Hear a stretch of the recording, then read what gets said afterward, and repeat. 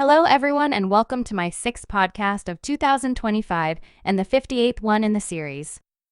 So today I will be going over Season 13 of the Crystalline Conflict, commenting on one topic from the Japanese Final Fantasy XIV official general forum, the Valentine's Day event, and patch 7.2 known as Seekers of Eternity. Today is February 8th, 2025. So, Season 13 of the Crystalline Conflict has already started and will be hosted on 4 different data centers: Elemental, Dynamis, Light, and Materia. To participate in the Crystalline Conflict battles, gamers enlisted in the Maelstrom Grand Company must have a Disciple of War or Magic at level 30, and speak with a character named Rashat Riki and Limsa Lamansa on the upper decks, and start the quest titled A Pup No Longer. So, gamers enlisted in the Immortal Flames Grand Company must have a Disciple of War or Magic at level 30, and speak with a character named Swift and Ulda on the steps of Nald and start a different quest with the same title of A Pup No Longer.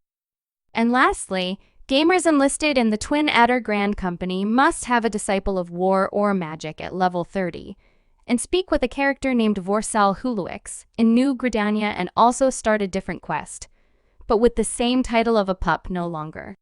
The Crystalline Conflict matches take place in 5 different arenas: the Palestra, the Volcanic Heart, Cloud 9, the Clockwork Castletown, and the Red Sands. After gamers complete the quest, gamers can participate in ranked matches using Duty Finder and going to the PvP section with the Crossing Swords icon and selecting Ranked Match under the Crystalline Conflict section. So, moving on to my next topic, this year I will randomly pick general official forum topics in different languages and give gamers my thoughts on them.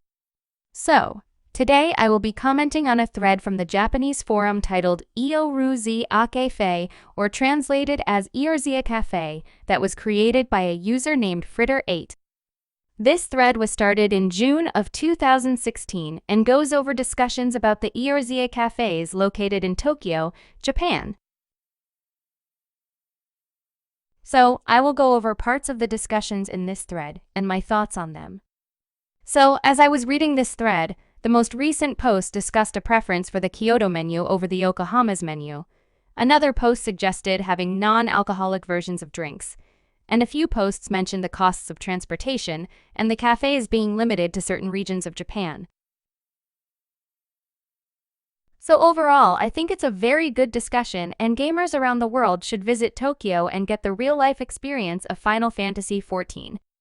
It's a great opportunity to learn more about the folklore, and these cafes include decorations, beautifully made weapons, and large statues of Mughals.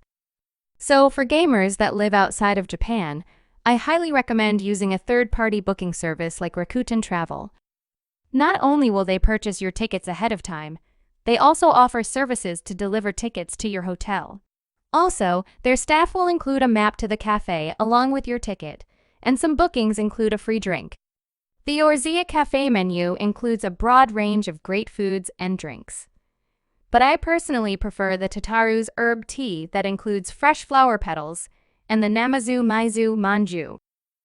So, in closing this part, I highly recommend gamers to take a look at this Japanese thread in the official Japanese General Forum and make a visit to one of the Eorzea Cafes in Japan. It's a great opportunity for gamers to see another perspective of Final Fantasy XIV. Next, the Valentine's Day celebration has already started and will end on February 17. To participate in this event, gamers must start a quest titled I Promise You a Rose Garden by speaking to a character named Astrid in Old Gridania. Gamers must have a character at level 15. I highly recommend participating in this seasonal event because of the rare bouquet emote and the heartfelt Valentine's Day advertisement. And lastly, patch 7.2, or also titled as Seekers of Eternity, was introduced in the 85th episode of Letter from the Producer.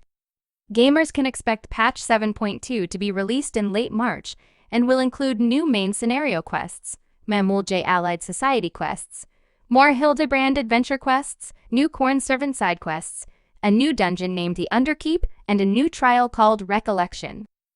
Also, patch 7.2 will include a new field operation named Crescent Isle, Mirage Island, and will be located in the Shades Triangle off the eastern coast of Yoke Tyrol. In addition, a new cosmic exploration feature will be added to allow gamers to explore other planets and use robotic mechs in some way. And that's all I have for my 6th podcast for 2025. If you enjoy my podcasts, you can subscribe to my English podcast channels on YouTube and Rumble, and my Russian channels on Rutube and vKontact. Also, you can follow me on X, formerly known as Twitter, under Dynamis Ryne. Each week, I try to answer comments and questions found on my channels through my weekly podcasts. Feel free to post on my social media platforms and subscribe. Thank you for watching. See you next time.